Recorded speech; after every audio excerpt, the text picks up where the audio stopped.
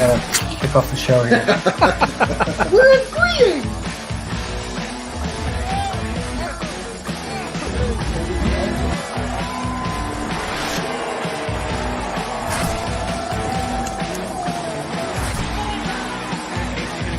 So cleaned up.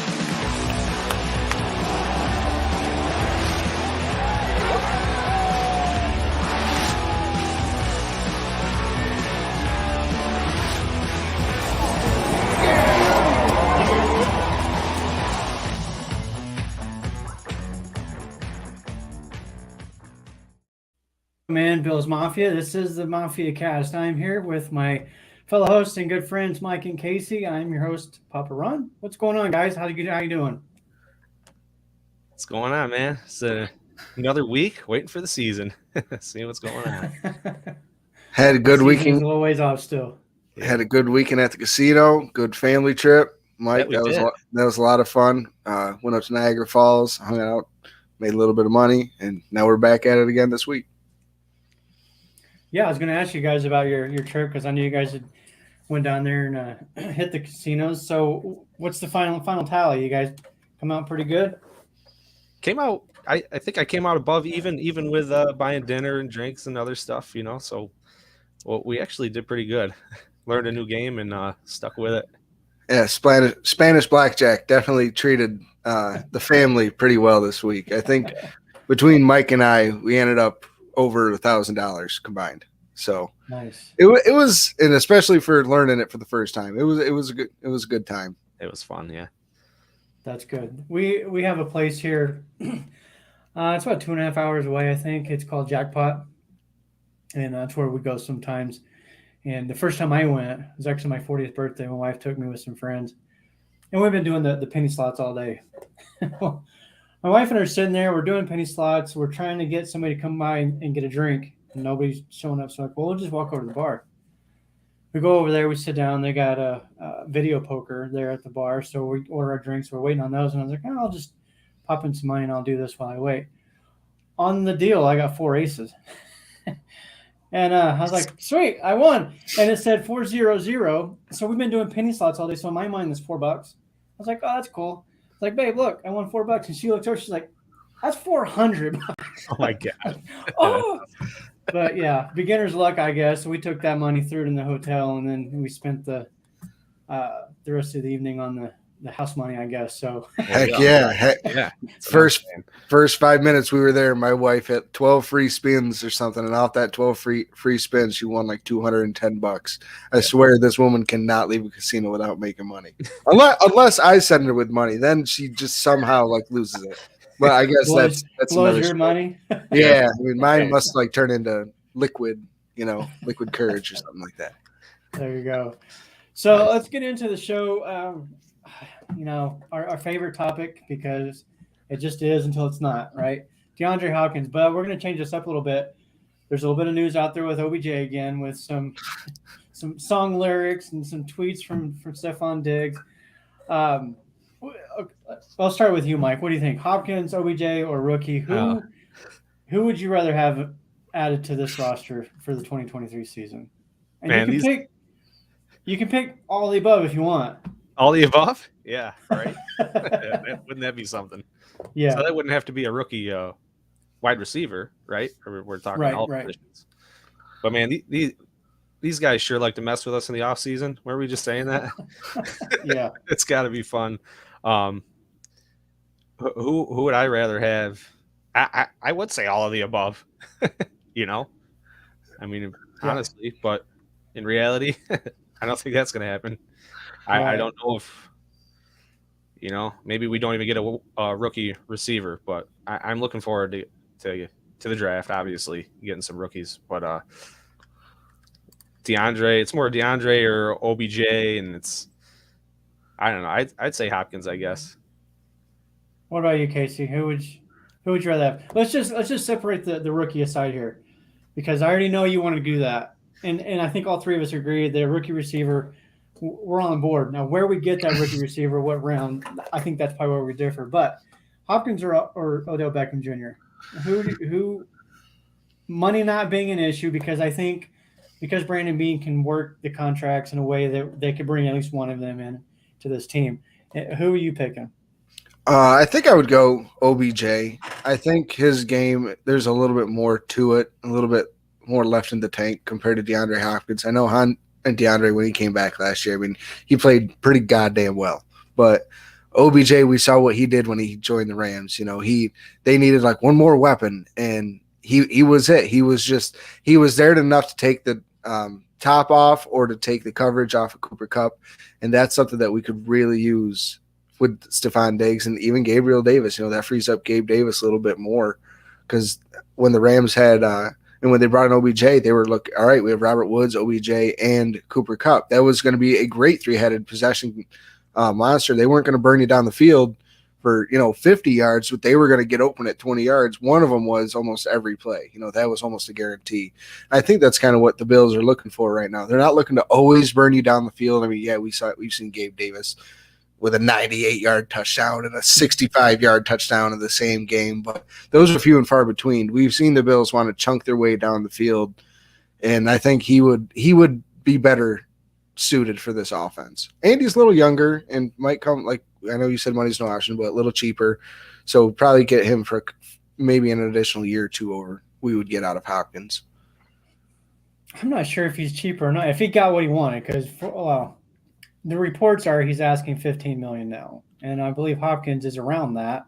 He's 19. It's like 30, 31 over the next 2 seasons. Yeah. But, yeah. For me, I agree, though. I would go OBJ. One, I do think he probably has more left in the tank, a few more years left in him. And that's probably it's tough because I think Hopkins right now might be the better. Like, if you can get a 1-year deal out of both of them, maybe Hopkins. Because I think Hopkins is that guy that when Allen's running for his life, which hopefully isn't the case this season, but if he is, Hopkins is that guy he can just throw it up to. Like, okay, you got 2 guys on you. We know full well what Hopkins can do when he's got 3 or 4 guys laying on him, right? Especially when even 3 all-pros on him. I wish I didn't. We all remember that. Yeah, I wish I didn't see that. But so we know what he's capable of, right? But I think long-term, at least maybe on a 2 or 3 year deal, I think OBJ is probably the better option. They both have some injury concerns over the last couple of years. So I don't know. Would more than a 1-year deal be – you think that would be an option for these guys? Do you think they'd come in at like a 2 or 3 year deal? Or do you think they'd be other just 1 year free agents? I think that'd be the only way they'd come is if it was multi-year, so that way they can move cap around. Right. OBJ has already said that he does want a multi-year deal, and Hopkins, especially with the contract situation, like you just said, Casey, be able to move some money because they can't do a $14-15 million 1-year deal. Yeah, I mean, now they could probably do a, I don't know, 25 to 30 over 3 years or whatever if they can spread it out. I am no capologist or contractologist or any of those other ologists, so I don't know exactly how all that would work. But let's talk about the rookie for a second. There are some receivers in this draft that I do like, but I was actually going through a first-round mock draft today. I was working on writing this 33-slide article, and I was looking at Ohio State wide receivers, just kind of get an idea of some of the past receivers that we've seen come into the league and how they've basically helped the quarterbacks. And this was all because of the conversations around C.J. Stroud and Ohio State quarterbacks have not done well in the NFL, right? There's a guy in Ohio State right now, Marvin Harrison Jr., like he's got the name. Oh, he's got the name for sure. The dude can flat out play, and I just maybe we just forego it this year, and maybe we can work some magic somehow and move up in the draft in 2024, and just like throw the whole draft away, trade all of our picks to whoever number 1, and draft Harrison Jr. Can we do that? You know how happy it would make me to have watched Marvin Harrison at Syracuse, 20 miles away from here, and then to see his son come play with the Bills' savior, Josh Allen. I will be ecstatic. I would buy the jersey the day that it happened. I would be so happy. Don't curse him, Casey. Sarah Larson, Marvin Harrison will go top 10. I agree. He's going to be a top 10 guy next season. Yeah. Yeah, I mean, it's a dream, right? I don't see how they could possibly make that happen unless they did give away the whole draft, but maybe it'd be worth it. I don't know. Oh, that. Here's a good question that I'm really curious what you guys think. I'm gonna say Sherfield because I see Hardy as that returner gadget role. I see Sherfield maybe being a guy that's gonna step up more than I don't know, but that's what I see. Or if I just had to take a wild guess, Sherfield. Paparan? That's a really good question. Yeah, it is. Um, I think I'm going to agree though. I think I'm going to go with Sherfield. I think he's going to be on the field more. I It's think a there's bigger going target, you know. yeah, I think there's going to be some gadget type plays for Hardy. I think they'll get him involved, use him to kind of stretch the field. And Sherfield can run too, but I can't. I keep remembering back to that PFF grade, that run blocking PFF grade that they gave Trent Sherfield, the best run blocking receiver in the NFL last year. Because of that, he's going to be on the field a lot. And I think they're going to use him in situations where, like down on the goal line, for example, where you got Damian Harris probably lined up in the backfield. They're going to go with Damian Harris, but you got Sherfield here who can block. So, or maybe they're going to hit him instead. Maybe they're going to do play action. Maybe they're just going to do a good old quarterback power sweep. I feel like this coming season, there's people, there's players, there's weapons on this offense that they can really utilize. And I know everybody's concerned about whether or not Dorsey can utilize his weapons or not. But I'm just going to assume he's going to because I can't say otherwise, right? I can't just go into a season like, oh, they're not going to use everybody, so what's the point? But I just feel like there's a lot of versatility in these players are bringing in and a lot of different weapons and options for them. And I have heard, even from some of the players specifically, that Dorsey's playbook is not easy. It's very complicated. And I do think that played a little bit into last year's, I don't want to say offensive woes because they're still second in the league, but I know it didn't always look good. I understand that. And 10 points in the playoff game, I get that too. But I do think that this offense is going to be even better this year for two reasons. One, like I said, I do think they've got some flexibility, some weapons that they can use. Damian Harris, I think, makes this offense better. And the two guards, I think both of them end up starting. And the offensive line is going to be better. Who knows what they do in the draft? Maybe they go offensive lineman in the first round. Maybe they trade that first round. I don't know. But yeah, it's forever changing with each move. It is. It is. Like Osiris Torrance was the big, almost like the darling of the mock drafts for a while there. But in fact, I saw this earlier today. I don't remember the teams specifically that met with Torrance. I think prior to his pro day, every one of the teams that met with him are teams that are drafting right after the Bills drafted 27. So that's kind of an indication a little bit that the league sees him more as an early second round guy. So do the Bills take him at 27? Or do they say, okay, you know what, let's go ahead and trade this pick, drop back.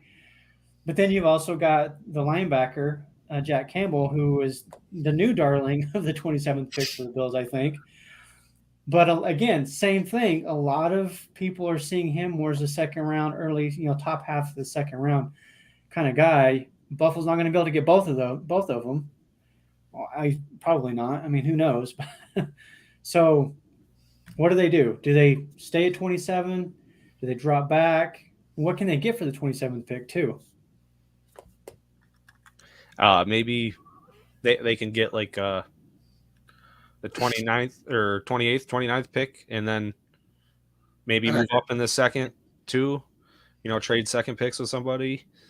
I mean, there's a lot of options, but people got to be other teams got to be looking to move up. They got to have their eye on a player. Casey, I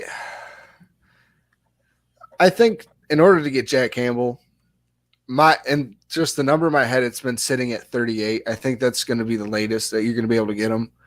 There's teams like the Dolphins, like the Steelers, that don't have first round picks that are probably going to want to trade back up in the first round, to get there. A lot of these teams have their guy and they want to go get their guy. So maybe the Bills are like, it's looking at those teams between 33 and 36 and being like, hey, like who's feeling frisky? Who wants to move up? Give us an extra third this year and an extra fifth next year. Something like that, you know. And so that gives us another second, a second, an extra third, and the fifth next year, which gives us the ability to trade back up later in the draft again for us to go get our guy. I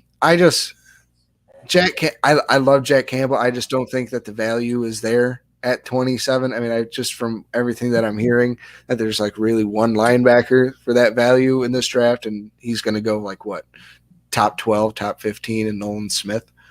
So personally, I'm waiting to draft Noah Sewell in the third round, but that's another story. That's a story for another time. Yeah, we're right in that spot where it's tough. Yeah. You know, you're late and that's the thing. If you're drafting this late in the second, or let's say in the first, I don't think it's that much of a reach. If you're getting somebody like a Jack Campbell, is going to go early in the second, because I feel like he is, and at the 27th pick, because you're kind of on that fringe, right? You're like early second, late first. It's kind of one of the same.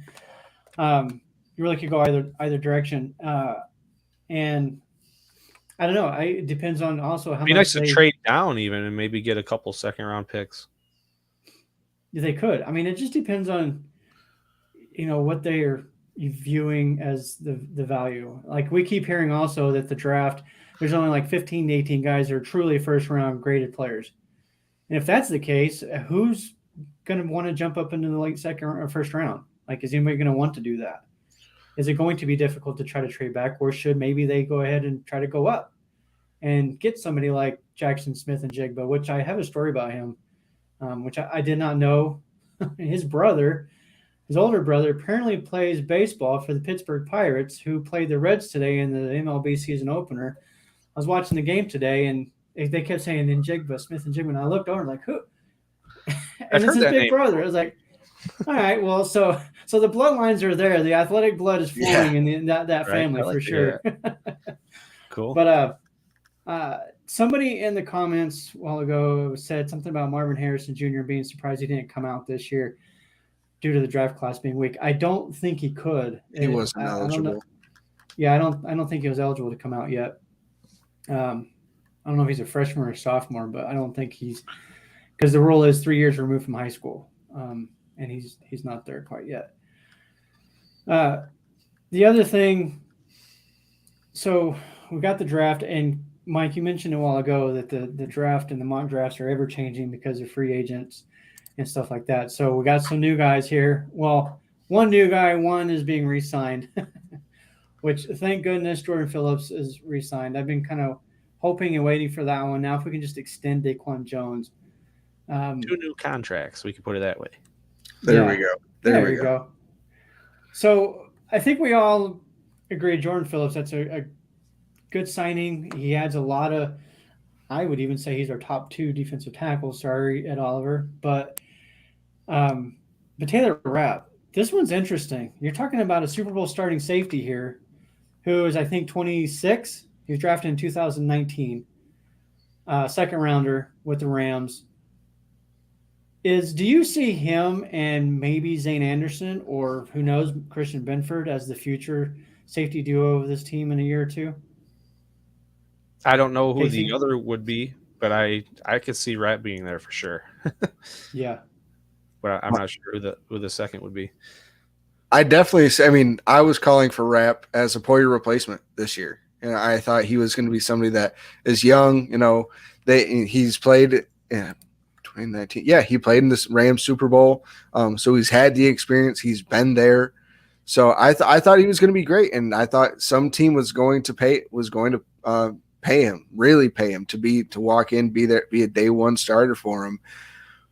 But they didn't, and he kind of fell into our lap. And I think that he's going to be the Buffalo nickel for us. I think he's going to be one of our linebackers. Like, we're going to be losing Teron Johnson on the field for him when we play the heavier run set teams like the Patriots or the Titans, teams like that. Still with the pass coverage ability, but a little bit better downhill defender, even though Teron Johnson's amazing playing in the slot, coming downhill. But I think Rapp, I mean, he sees what like Jordan Poyer and Micah Hyde have turned their careers into coming to Buffalo. I think he's saw that and is just kind of biding his time, going to wait his turn out. He clearly isn't going to come here to just completely ride the bench, but he's not going to be an every down player. I think he's just buying his time, and he's learning behind 2 All-Pros until it's his turn. He could follow right in Poyer's footsteps. Absolutely. It kind of makes me wonder if the Bills brass didn't pull him aside and say, hey, look, we're going to give you this 1-year deal under $2 million with the guarantee, like, a man's handshake kind of guarantee that after this year, we're going to give you a long-term deal, more money, as the heir apparent to either Hyde or Poyer. Poyer signed a 2-year extension, so we don't know. Maybe he does play out that second year. Hyde is on the final year of his contract, so we don't know what's going to happen with that. Maybe they extend him 1 more year. Maybe not. Zane Anderson, I know somebody here in the mentions, mainly a practice word player, don't hold your breath on him taking over. He's got good size. He's got good speed for safety. Here's the thing. When Jordan Poyer came over here, I remember when I first saw that sign, is like, Jordan who? Like, he got signed from the Cleveland Browns. Even Micah Hyde didn't come with a lot of fanfare coming over from Green Bay. And then these two did nothing but become all pros. So I'm not going to put it past this staff to develop another unheard of safety into a Pro Bowl type player. I mean, you think about White, Tre'Davious White, Benjamin, Dane Jackson, Levi Wallace, Hyde, Poyer. They seem to be pretty good at developing secondary players and defensive backs, I'll put it that way. I wish they could develop their defensive line the same way, unfortunately. And McDermott was a former defensive back himself, so it kind of makes sense that, they're pretty good at getting those types of guys in here. So comparing their stats today was like unbelievable. You can read this liability. His and Poyer's like Poyer stats in Cleveland line up with like Rapp stats with the Rams. So like, and then I have to go back and look. I don't think Poyer was a starter. He didn't play. Not to like the last year, maybe. But then you see him with the Bills, and he's playing every. You mean like last season? Yeah. No, I mean Oh, here we go, Paparon. You just got unblocked. You want to get blocked again? I didn't say anything about Poyer. I'm asking if you're talking about stats comparable this year. Oh, okay. When they're playing all the games, Rapp's stats look like Poyer's last couple years stats with the Browns, maybe. And I really, they're like the same size. And I see that he's, he could read the quarterback. He makes plays on the ball. So yeah, I really like the Taylor Rapp signing. I mean, that's a solid backup right there. Yeah, and I do think he's going to see the field a lot, actually. And I don't know, some different packages that McDermott's going to scheme up or whatever. I have a feeling that I think the personnel, for the most part, is going to look similar to this past season, because with the exception, of course, of the middle linebacker.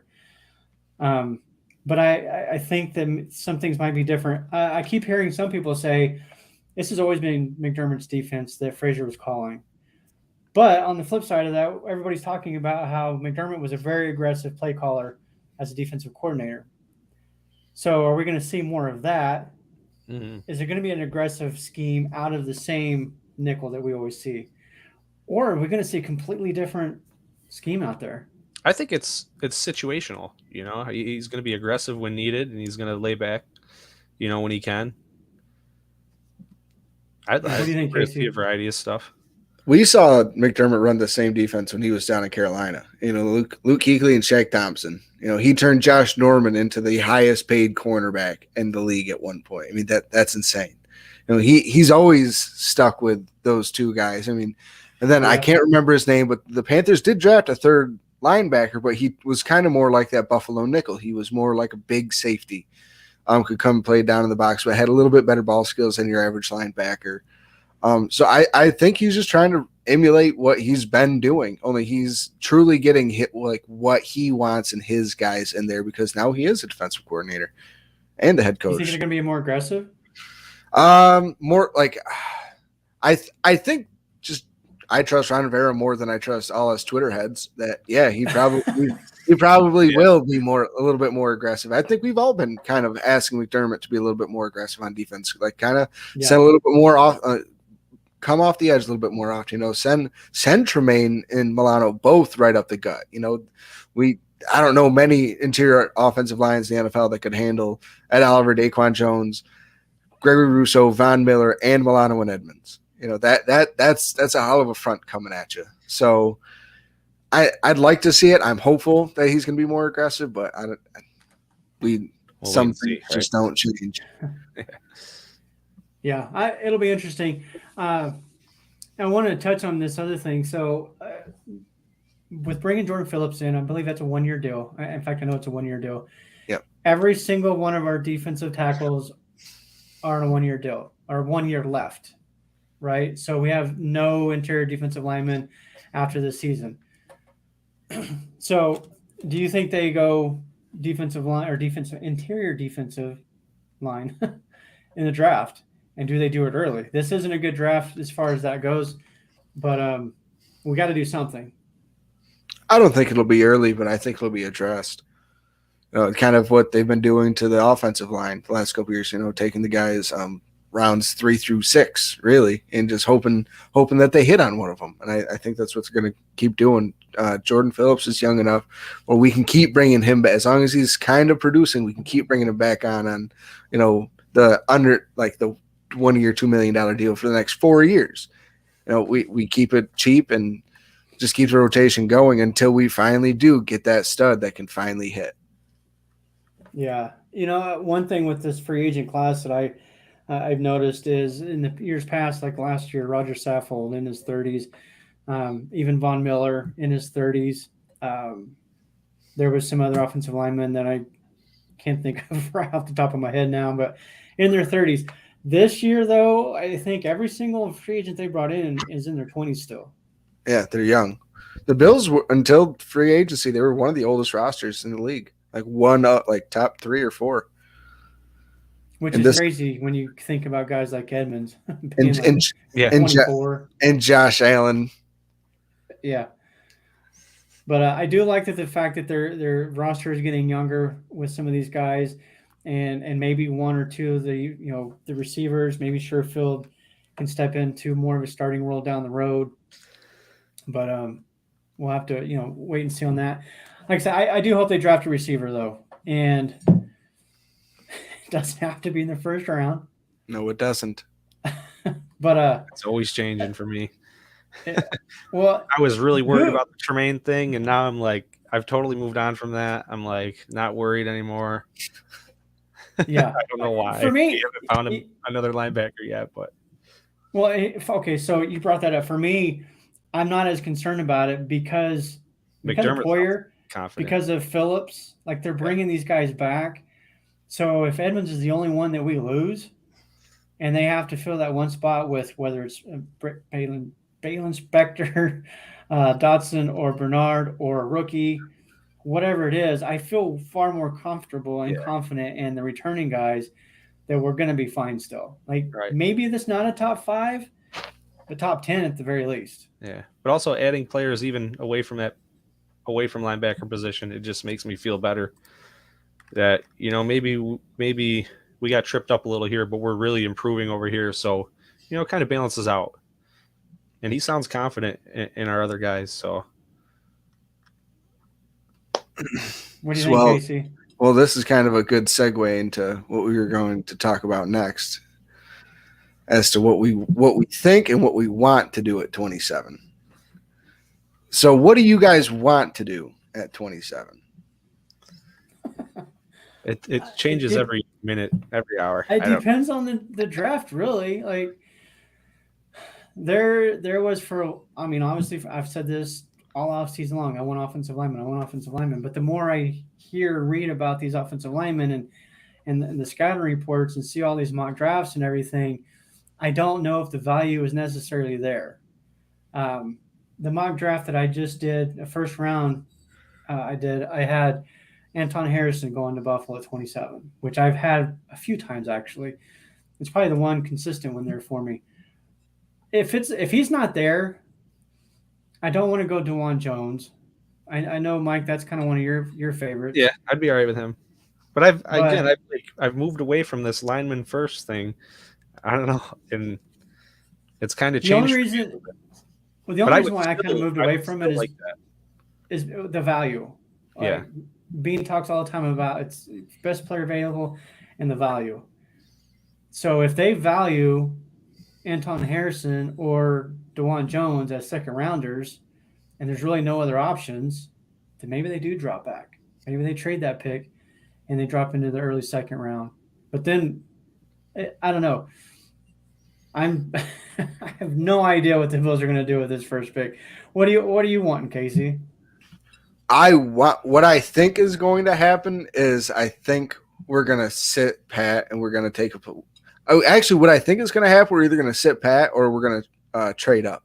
I think they're going to see somebody falling that they really like, kind of like what they did with Kyrie Elam. I know we only traded up 2 picks, but it was still a trade up. I think they're either going to trade up or they're going to pick at 27. But I would love to see us trade back to, like I said earlier, 33, 34, 35, 36, gain that extra third, extra fifth, and get the guy that we could have picked at 27, but now we got him A, cheaper than what we would have at 27, and B, we gained more draft capital to either in order to trade and move back up into the second, like move up in the second round again or up in the third round again to go get another one of our guys. To me, that it's kind of more playing the long game, just keeping the salary cap in the back of my head. Because right now, that's my biggest concern over the next 4 years is the salary cap. With Stephon Diggs, Josh Allen, Von Miller all being on this roster with the cap hits that they're going to have, we can only kick that can so far until that can explodes. So who would be the next high played player out as we move forward? Like to leave the team? Yeah. Gabe Davis. Yeah. He's not. I wouldn't. I mean, he's still on his rookie contract, though. That's not really a hype. But next year is going to be his last year. So I mean, he's no matter what we think, he's going to get paid like the following year.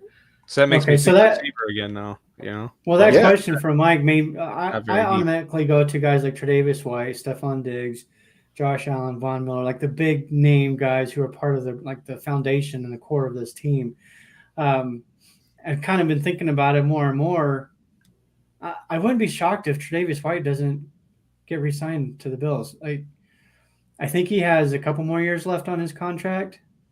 But for the cost and the fact that we've got 2 guys in Elam and Benford who played well, and Jackson even, I know that it's your favorite guy, Casey, but still, if you've got those 3 guys and you've got Tre'Davious White, who can probably get top dollar on the free agent market, similar to what happened with Edmonds, the Bills are not going to pay that. I was thinking more, I mean, it's just Stephon Gilmore all over again. You know, when Stephon Gilmore left the Patriots, we all kind of thought, all right, you know, is he kind of on the way down now?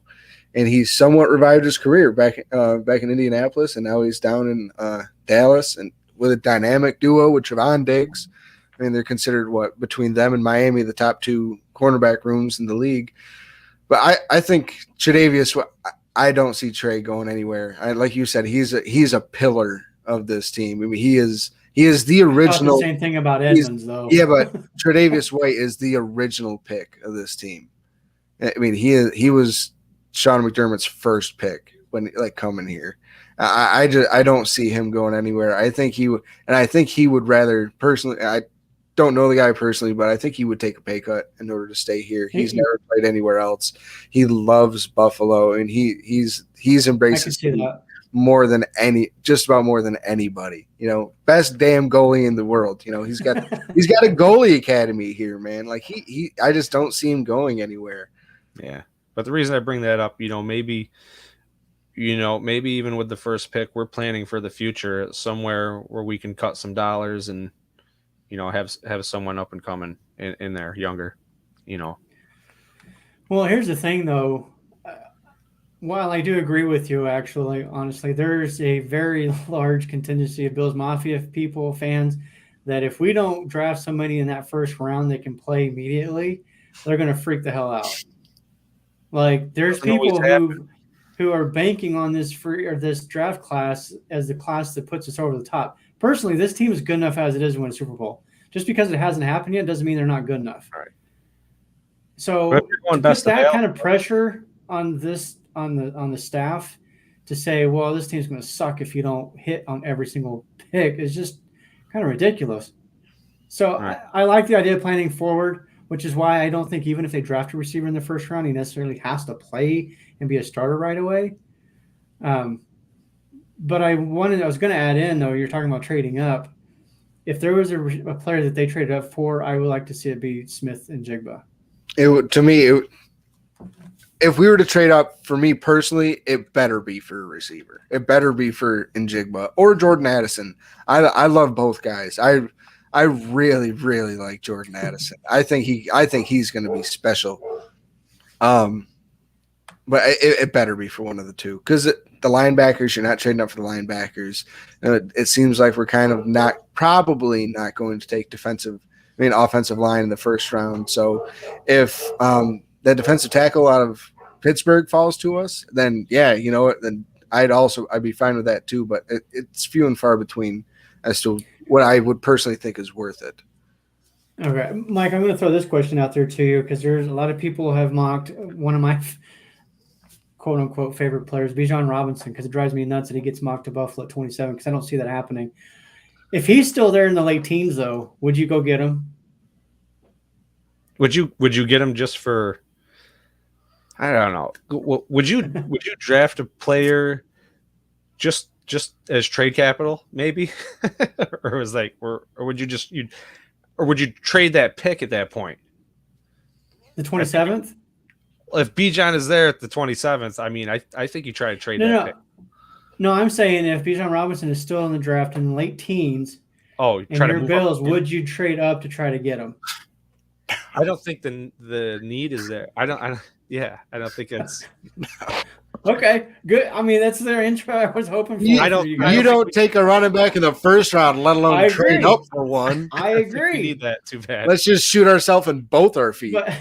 But there's like 50% or more of the fan base that is just wants this guy, and again believes that this team is nothing unless we get somebody like Bijan Robinson right away. That's which I think is around, and they think we need. Yeah. I don't know. And that's the thing with the running back, and kind of like so. What this says here from Spin 0481, our offensive system is designed where you go all in on running back in the draft. I'm not sure if that's sarcasm or not because we don't run the ball. And we also just don't Harris, Cook, and Hines. I think we're all right. Yeah, I agree. I also still think we're gonna draft a running back late in the draft. I got Roschon Johnson. I think we're gonna take a running back late in the draft, and we're gonna let Hines, Harris, and that rookie battle it out for the last two spots. Wait, say that again. I think Harris can be our starter. We're gonna let Hines, Harris, and the rookie battle it out for the last two spots on the active roster. So you're saying the Bills carry 4 running backs, with one being inactive, yeah. Okay. Just like we did last year. Actually, we carried 5 last year, and we had 4 active, which is hideous. Yeah. But so the Bills also never under McDermott and they never. The correction isn't okay. That's what I thought. That makes sense. Okay. I lost my train of thought. It's all right. Running backs. I lost it. It's gone. Okay. I lost it. It's all right. Here's the only thing that I would maybe go with what Casey said as far as drafting a running back in this draft is the fact that Hines and Harris are both on 1-year deals. So that's going to basically leave us with James Cook. Yeah. Which is fine. But that's just one running back, though. So they're going to need more. So do you go ahead and draft one in this draft? Somebody like a Roshan Johnson, the 4th or 5th? Yeah. Or do you just like, you know what, we're going to stick with James Cook here, and then free agency, we'll let that play out the way it plays out. And, maybe we draft a rookie next year in the 2024 draft. We got to see what Harris has. I think he's got potential to take the starting role. Yeah, I wanted to go back to that because I did hear you say that a while ago, and that's an interesting point. You think he takes over as the lead back? Well, when I hear like Casey assume that it's going to be Cook, I mean, Cook wasn't that this year. I don't know. I feel like in Harris more established in the league than him. I mean, of course, there's some work to do there. I mean, first year on the team, but I very well think he's going to be competing for that starting position. What do you think, Casey? Oh, He's I mean, here to show us what he's got, and I don't think it's just a 1 year and we're going to move him out or something. my guess would be that like the carries are split like 60% James Cook, 35%, or like 25% Damian Harris, and 10% to Niemeyns. And he's going to be the guy that Niemeyns is going to be the guy that catches those jet sweeps. He's going to be the bubble screen guy. But James Cook is going to be the guy that's coming out of the backfield and catching the ball. And I think that that's what they're going to really like and really try to implement this year is getting James Cook the football out of the backfield. I think they do want to run him. I mean, if he had, I think it was 11 or 15 more carries this past season, he would have led the league in yards per carry. For the amount of carries he did have this year, he did lead the league. I mean, he played well. He had the early on rookie yips in the first couple games, but I listed off in a much earlier podcast a lot of established running backs that fumbled on their first carry in the NFL. Remember that? I think James Cook, he was my draft darling last year. I couldn't have been happier when the Bills were able to trade back twice and still get him. I think they drafted him to be Dalvin Cook. I mean, he's maybe not this exact same body size, but the same running style. I think that's what they're really going for here. And Damian Harris just feels a need that Cook can't, and that's more power. Right. Yeah, Bean made the comment. I think it was Bean. It's either Bean or McDermott made the comment about how much they really like his combination of speed and size, referring to Harris. And I think they even made a comment about he could be a 3-down back. I don't know. I think I'm more just because of what we've seen in the past. This is not a staff that believes in a workhorse back. They just never have. So I do think that I don't think there's like a definitive starter, right? I think it's a 1A, 1B type situation, and then they'll sprinkle in Hines as well, a little more so probably in the passing game. But all three of these guys can play the passing game too. They all three have a history of, coming out of the backfield. So that's going to be. But who nice comes to in have, on first down? First down, I'd say James Cook because he's more likely to catch a pass than Damian Harris, I'd say. So it gives that little bit more of an unknown factor. My opinion, just the way I personally would. Unless you want to run on first down, but then again, you don't want to be predictable either, right? No, but I mean that's when he's a damn good running back, like I said. I mean, right. That's why I'm saying like all three of these guys can catch passes. All three of them are good running backs. I don't think it matters who's on the field. I don't think there's any. I don't think defense is key on that and be like, oh, well, so-and-so is in the backfield, they're going to run it. Or so-and-so's in the backfield, it's going to be, a screen or whatever, because all three of them can do it. Yeah. And that's the nice thing I like about having Harris down on the goal line, because he has proven in the past that he can move a pile and get across the goal line, but he's also shown that he can catch passes out of the backfield as well. So when they are down inside the 5, defenses are going to be able to say, oh, this is going to be a Josh Allen power sweep, or this is going to be a Harris up the middle, or they just won't be able to key in on one thing. And I think it gives the offense a lot more flexibility down inside the 5. And personally, I don't want to see Allen running sneaks anymore. I don't want to see him running. The one against the Dolphins was too close for me. I called it, Mike. I called it. I know you did. Here's the thing. Everyone knew it was coming. I want to get into the Josh Allen running later on. It's something I'm actually kind of doing some research and working on. But so we're going to kind of little, I guess, foreshadowing, if you will, a little teaser after the draft. I want to get into it more. But every single year we hear McDermott and Bean say, yeah, we know. We tell Josh Allen, stop doing this.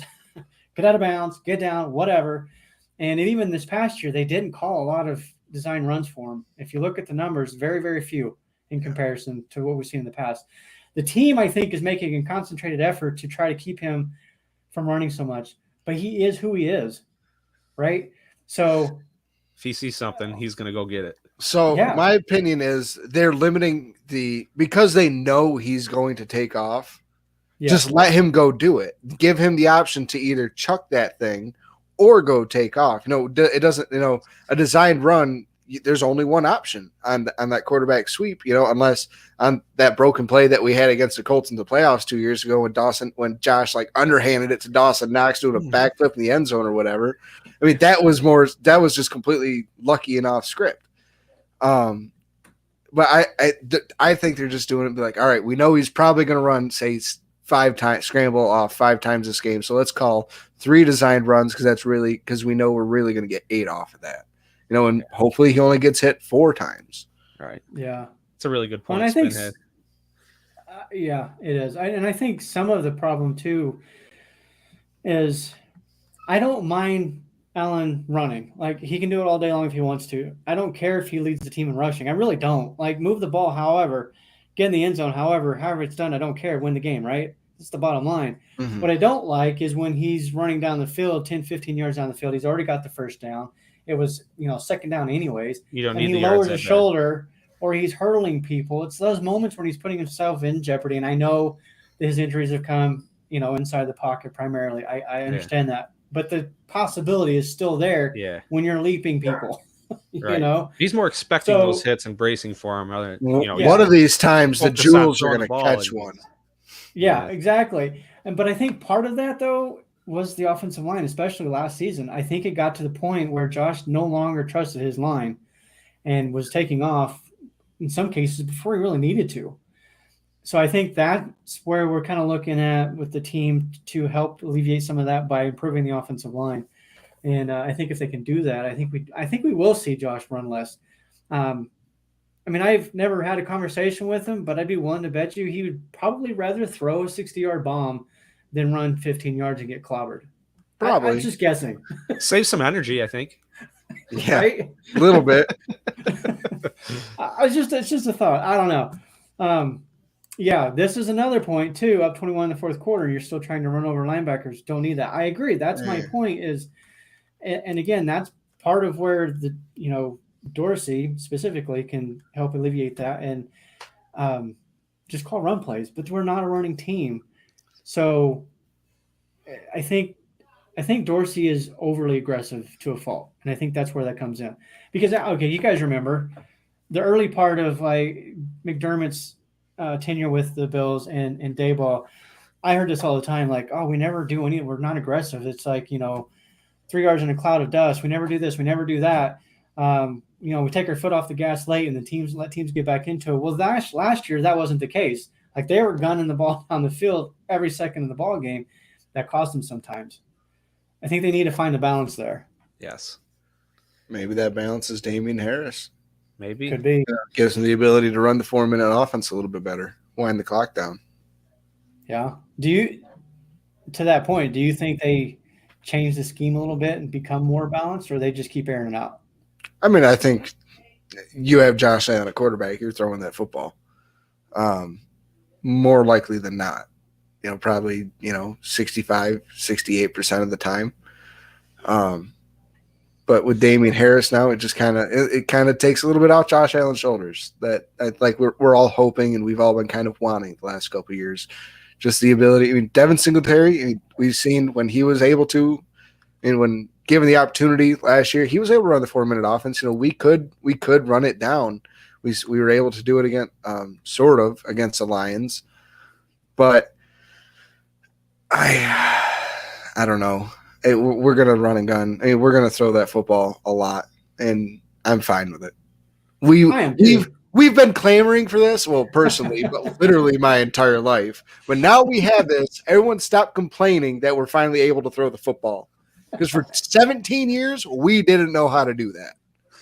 Well, we didn't know how to do anything for 17 years.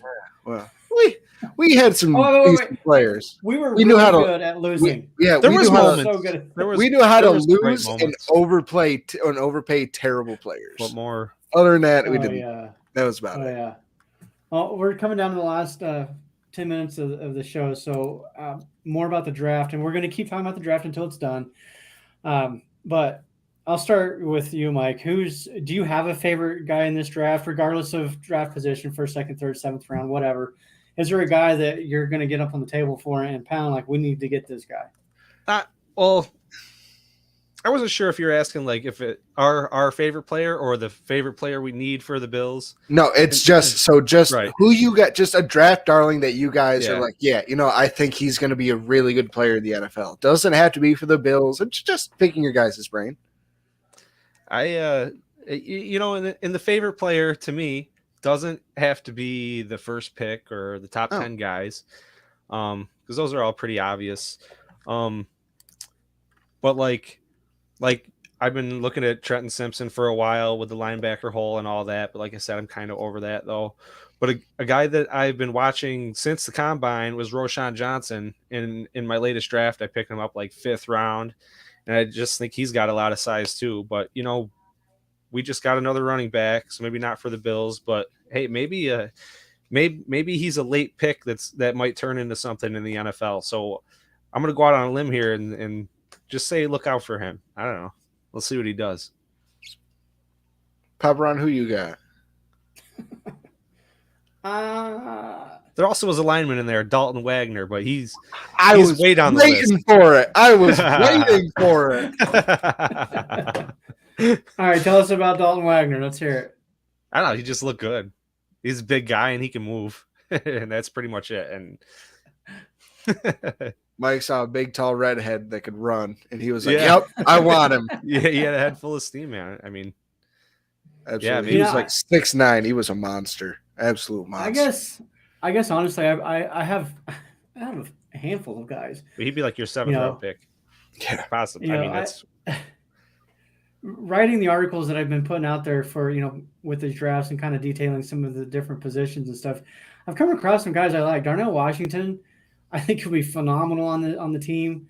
Darnell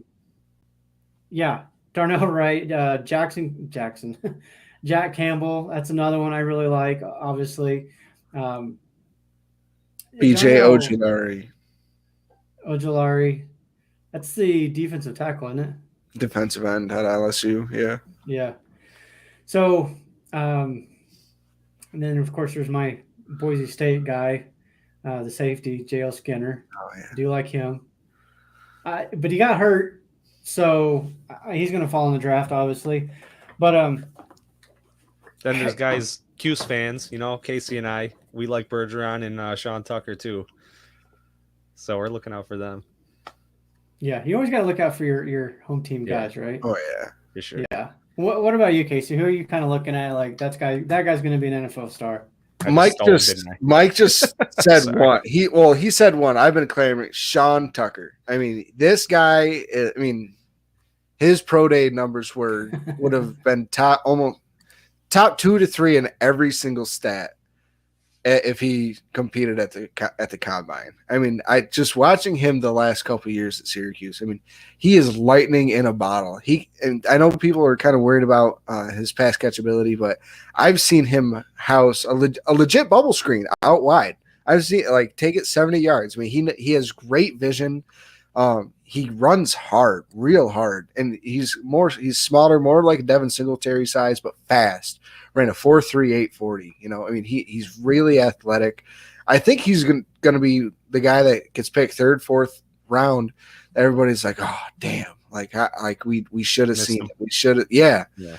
But the guy that I've been clamoring for, that I've mentioned a bunch of times, is Noah Sewell. I just watching him at Oregon, I just think he is just so good. I think he's going to be one of those, again, another one of those guys that's like, yeah, kind of overlooked. He didn't do that great at the combine. His numbers weren't eye popping, so he's kind of slipping a little bit in the draft.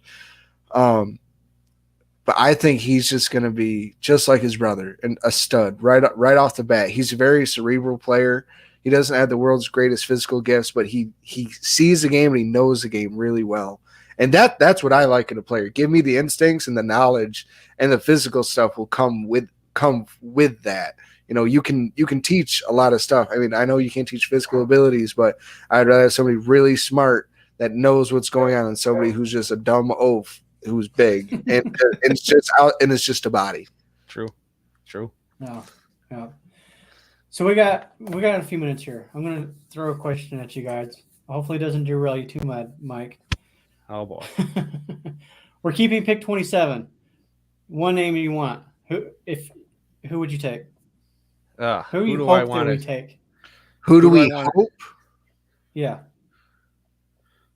Well, we could all agree on probably taking Michael Meyer, tight end. No, we will not all agree. You don't think so? No, Ronnie and I we do. will not all agree. Come on, I have Case. no problem taking Michael Meyer or Kincaid. Which I don't. One of those two I doubt would be there 27. Maybe one though, but I have no problem taking a tight end. Go ahead, Casey. What's your argument against it? If the tight ends are so good in this draft, then why not wait and get Darnell Washington or Kincaid in the second round?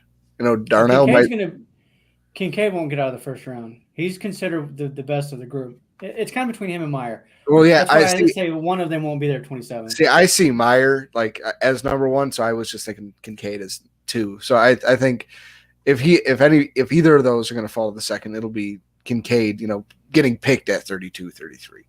But I'd rather wait and get like Jack Kuntz out of Old Dominion later on, or get Darnell Washington a little bit later on. Yeah, I know somebody in here a while ago said they want a tackle in the first round, and all 6 draft picks be offensive linemen. And I'm kind of along in that same boat, honestly. Like I've been saying this and harping on it for weeks and months now. The offensive line is key to any offense. Like if they can't do their job, it's going to just crash an offense. You know, I don't care about the scheme or any of that. If they can't protect, they can't block, you got nothing. Yep. So for me, if Anton Harrison is there or whoever the best tackle is, that's who I want to see at pick 27. Yeah, him. I wouldn't be opposed to a tight end if there's no other tackles as far as value goes. But just because, I mean, Darnell Washington, to your point, Casey, in the second round, you can possibly get him in the second where we pick maybe. That would be pretty cool. Big guy. I want to say he's 260 plus. Dude, he's a freak. He's a freak. Huge guy.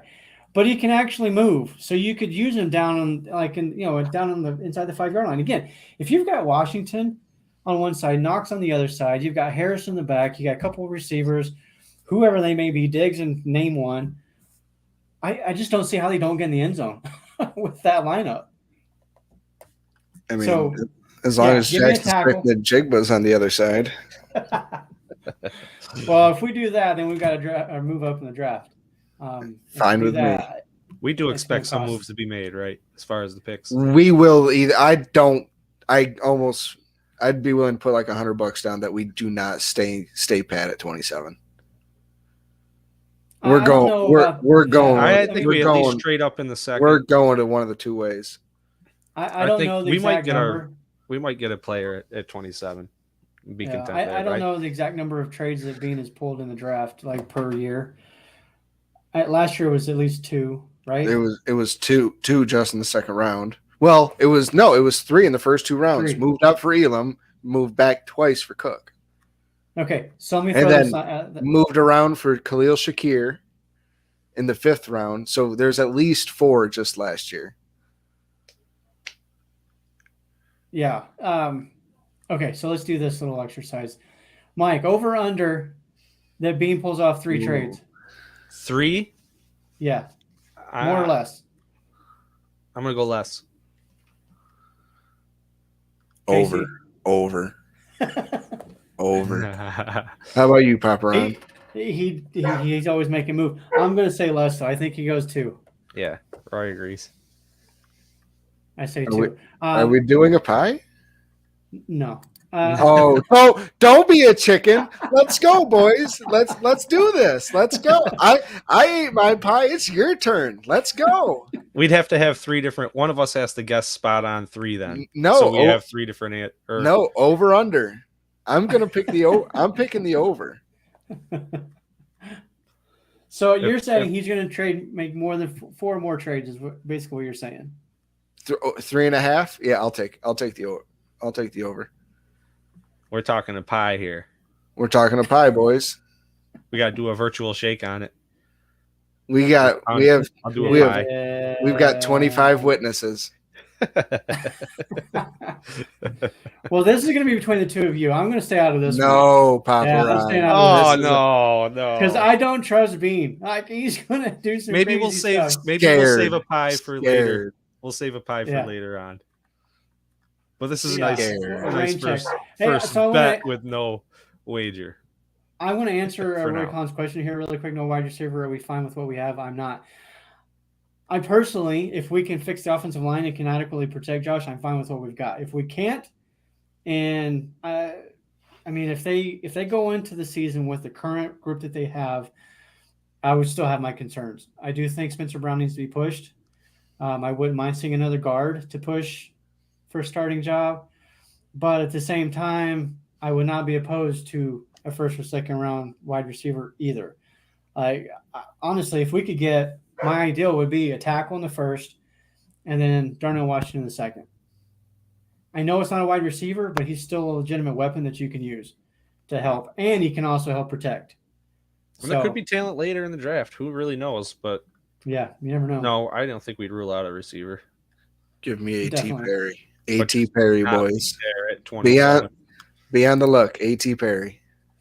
All right, guys, we got to get my latest. Got to get out of here. We're a couple minutes over. Yeah, great show, guys. And we will see everybody next week. The Mafia Cast, we're out. Go Bills. Thanks, Go everyone. Bills. Go Bills.